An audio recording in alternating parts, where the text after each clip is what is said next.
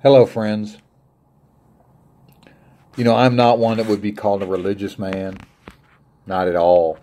Um, I have been turned away from formal religion for good reason. And anyway, however, I am a spiritual man. And I am not one to turn away from the opportunity to bring messages that are given to me by God, as you would like, as whatever we want to call our Creator. I choose to call my Creator God because that's the way I was raised, to call our Creator God. And so I'm sitting in a hotel room tonight, and I was meditating and thinking about the condition that our country is in right now, and what is happening with our politicians and our leaders, and what's happening in our schools, and people being shot and killed, and our kids going crazy. And I want to read something that I pulled out of the Bible. And I was just sitting here thinking about how I was going to find the words to say when I said, well, let me just go over here and pull the Bible. And I just opened the book. I did not even look or search for what to say. I just opened it, and here's what was opened before me. This is from the Lamentations of Jeremiah, chapter 1. How doth the city sit solitary, that was full of people? How is she become as a widow? She that was great among the nations, and princess among the provinces. How is she become tributary? She weepeth sore in the night, and her tears are on her cheeks. Among all her lovers she hath none to comfort her.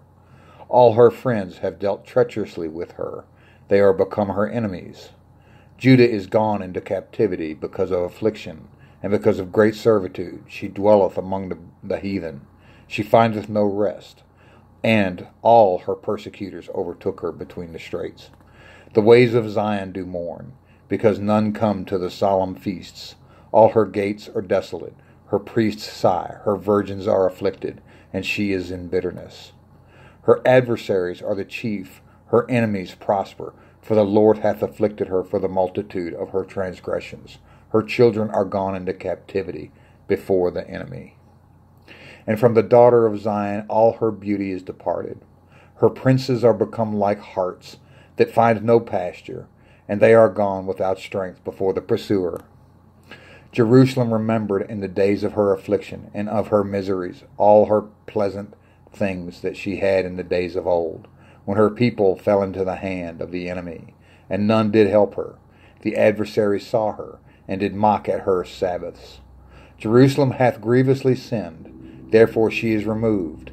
All that honored her despise her, because they gave and have seen her nakedness. Yea, she sigheth, and turneth backward. Her filthiness is in her skirts. She remembereth not her last end. Therefore she came down wonderfully. She had no comforter. O Lord, behold my affliction, for the enemy hath magnified himself. The adversary hath spread out his hand upon all her pleasant things. For she hath seen that the heathen entered into her sanctuary, whom thou didst command that they should not enter into thy congregation. All her people sigh, they seek bread. They have given their pleasant things for meat to relieve the soul. See, O Lord, and consider, for I am become vile. Is it nothing to you, all ye that pass by? Behold, and see if there be my sorrow like unto my sorrow, which is done unto me, wherewith the Lord hath afflicted me in the day of his fierce anger. From above hath he sent fire into my bones, and it prevaileth against them. He hath spread a net for my feet. He hath turned me back. He hath made me desolate and faint all the day. The yoke of my transgressions is bound by his hand. They are wreathed and come upon my neck.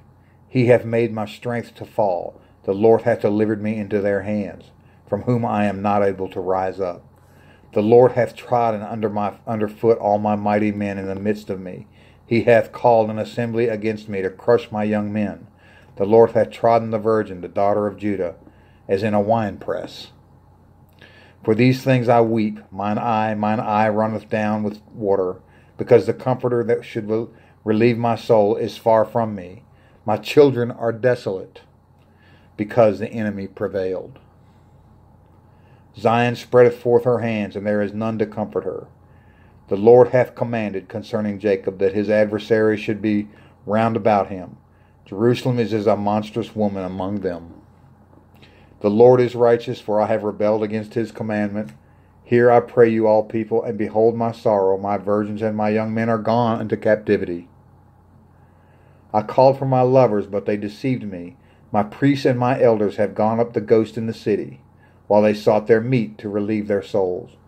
Behold, O Lord, I am distressed. My bowels are troubled. Mine heart is turned within me. For I have grievously rebelled. Abroad the sword bereaveth. At home there is my death, as death. They have heard that I sigh. There is none to comfort me. All mine enemies have heard of my trouble. They are glad that thou hast done it. Thou wilt bring the day that thou hast called, and they shall be like unto me. Let all their wickedness come before thee, and do unto them as thou hast done unto me, for all my transgressions. For my sighs are many, and my heart is faint. I opened the book, and that's what was before me to read to you tonight. And so I ask you, could that be a message meant for us? It was certainly meant for me, and it hit home for me.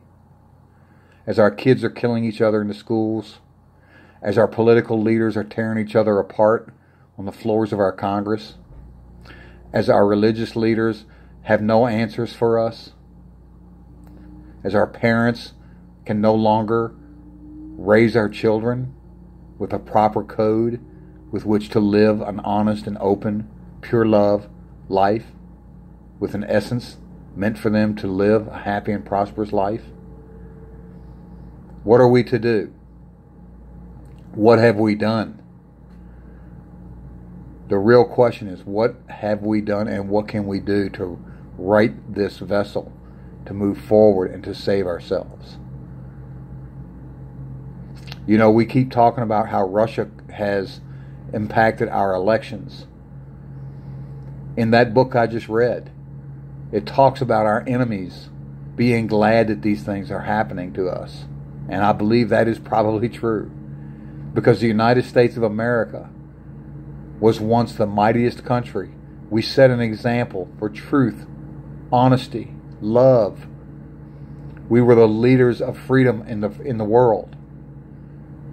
And now our enemies are laughing at us because we have transgressed. And I'm not talking about that we have transgressed against God, because I believe that in many ways the Bible provides us with messages, provides us with opportunities to understand what it is that we were created to do on this planet. The words that I just read to you should have a profound meaning to all of us right now at this moment.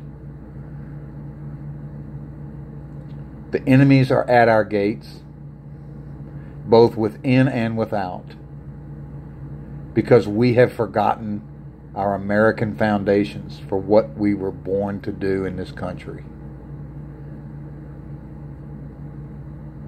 We should pledge allegiance to our flag, one nation under God, indivisible, with liberty and justice for all. We need to remember and reawaken what it is that we are here to do as Americans. We have to reestablish our family values for our children to be able to once again live happily, safely. So I ask parents, before you allow your kids to play that violent game, that video game that promotes the killing of human life. I have seen these games. They promote bloodshed. They promote the taking of life with abandon. Instead of loving warfare, instead of loving the killing of other human beings, let's stop right now. Take those video games away from your kids. Do not allow them to be desensitized to the taking of human life. There used to be a day when we'd be appalled at allowing our children to be involved in such games. You know, I can remember once I was sitting at home and TV was still pretty much a novel thing when I was even in my young teens. There was a show called Gunsmoke. This was the Cowboys and Indians show, for those of you that don't know. And I'm sitting there, and my mother was trying to get me to read a book, I think. And I wanted to watch Gunsmoke. And I was being adamant about it. And she got very upset. She said, and she actually yelled at me. She said, "You brat, I don't understand why you want to watch people kill each other with guns." Because that's what it was about. It was about gunslingers. That's what Gunsmoke was. It was about, the sheriff had a gun and he, that thing. But, when I think back on that, she was absolutely right. That the idea of warfare, of killing one another, that puts thoughts in our heads that desensitizes us to the value of the human life. Think about it, everybody. Think about what it is that we're doing with our children that would desensitize them to think that it's okay to take human life. Troubled people do things. They do atrocious things. We have to do a reset here in our country about the things that we're teaching our kids and that we're allowing each other to do.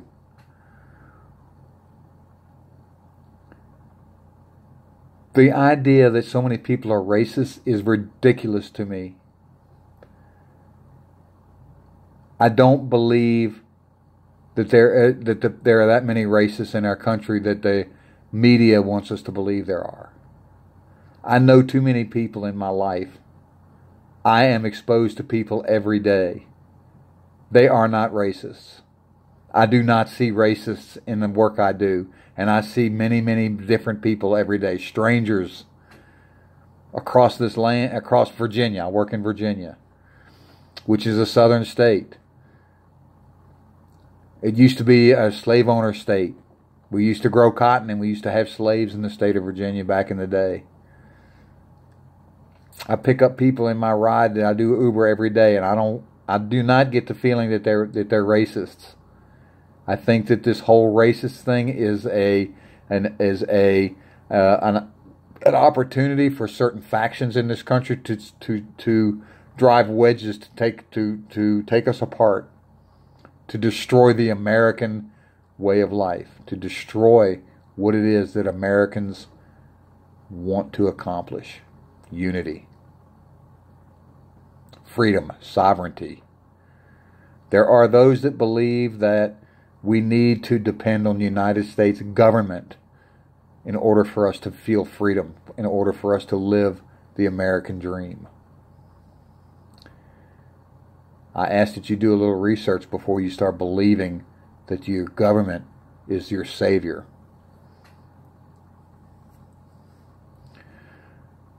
Anyway, we need to go back to some basic decency thinking about what we're doing here. Our country is on the verge of collapse. We could become just another socialist country that's going to fail in rebellion if we continue down the path we're going. People are killing each other in the streets. We need to get back to where we want to be. That bastion of freedom.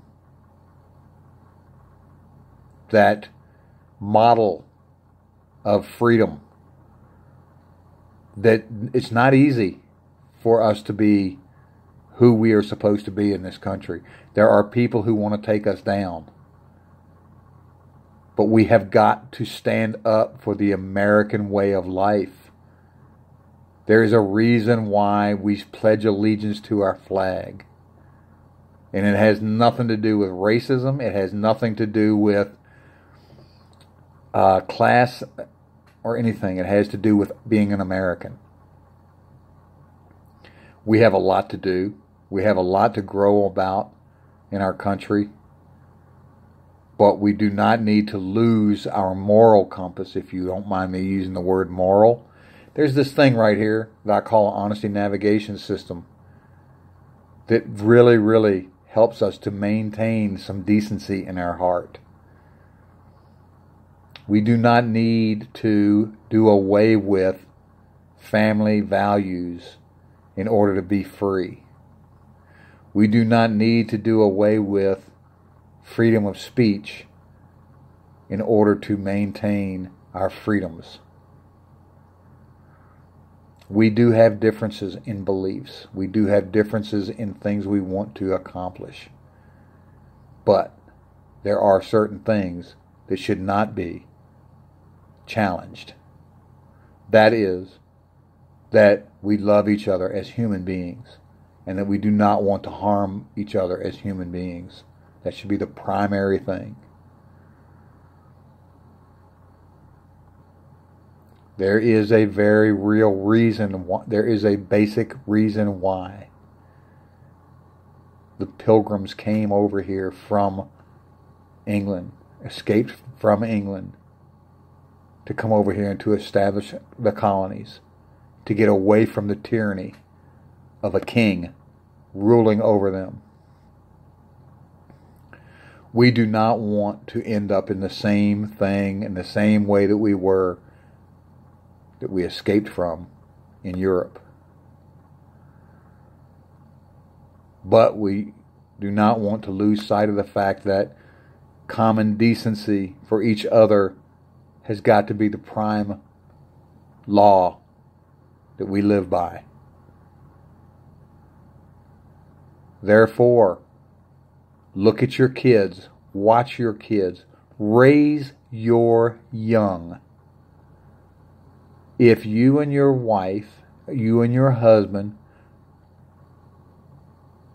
are having difficulties, but you have kids, know what your prime target is: raising your children. If there is not some real physical issues going on, if you're not having problems with domestic violence or with abuse of some kind, you guys need to get over your childish bullshit and raise your kids. It's real simple. When you have sex, be ready, because you're liable to have a baby. That's one of the moral code things we need to get back to, folks. You have an obligation to raise your kids. I don't care. If you don't like each other, I'm sorry. You decided to have sex. You decided to have babies. You better figure out a way to make the baby's life worth living. Okay? Or don't have sex. Or make sure that you're doing the right thing before you have sex. Let's get back to some love for one another. Some common decency for one another. Think about why you're having sex before you have sex. I know it's hard, but you got to get back to the decency thing here. Think about that kid you're getting ready to abort because you went and had sex. Woman's right to choose is a woman's right to choose. I'm not going to argue that. But let's back it up a little bit first, folks. Let's back it up and look at what the hell happened to put you in a position where you got to choose to abort that fetus. Okay? Use your head. Use your heart. Think about it before you start doing the things that are going to cause you to have to abort a baby. Just some common decency things, right? That's just common sense. Let's get smart. Let's start being smart as Americans. Let's start setting the example again. These people marching in the streets about some stupid shit, we need to get over it, okay? We need to get back to some common sense humanity stuff. Honesty. Be honest. Let's be honest, okay? Can we be honest? Let's be honest about what it is that you're marching about.